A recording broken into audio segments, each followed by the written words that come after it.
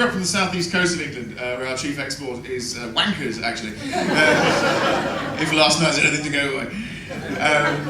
Eastbourne's weird, because Eastbourne is the retirement capital of Britain. It's also the suicide capital of Britain. But also, it's like a seaside town, so it's got a kind of faded carnival aesthetic. It's essentially a theme park where the theme is the inevitable. Also, Eastbourne was voted as having the worst air quality in that part of Britain, which I thought was quite weird, but then it does actually make sense, because we are cremating the dead at an industrial scale. That's not CO2 in the atmosphere, that's grandad. So when you grow up in a town like that, built for death, it breeds fantasists. Everybody there has a Peter Pan complex. They're still trading on the version of themselves from university. You know, men with no hair and children of their own coming home drunk with next door's bins.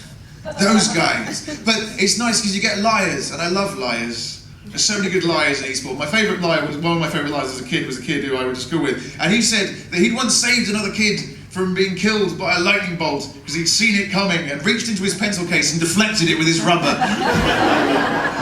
That's beautiful. I think there's a certain creativity to a good liar, I think. To me, a liar is just a writer who chooses to work in the field.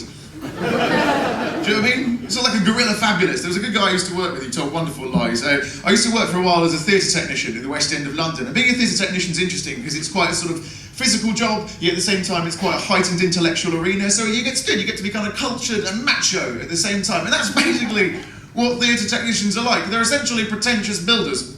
They smoke and they drink and they drill holes in things, but they also have very specific ideas about how to stage Beckett. Because you see, Godot's Limbo Like Nevertime is representative of the phenomenological pregnancy of the theatre space, but these fucking muffies have only gone to stage it in a stereohistorical setting and nullifying its potency as an existential dialectic of fucking cunts. So I'm upstairs with my friend Ben, who's my then employee. He's wonderful. Ben's great. He's so affable. He's got this sort of... he's very friendly, but in his eyes there glints feral violence. He's like a sort of streetwise, roguish stray dog who got tired of sleeping outside, so shaved his body, bought a suit, and got lucky at a job interview. And I was sat with him once, and I voiced my desire to write for the TV, and Ben was like, done.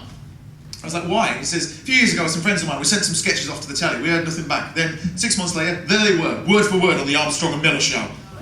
That's a good lie, because it's hard to disprove immediately.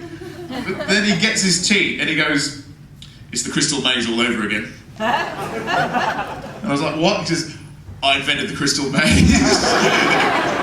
I love him for that. The balls of that. Anyway, I'm on at the Counting House in Edinburgh at 4:15. The show's called The Vanity Project. I've been Angus Dunican. Good night.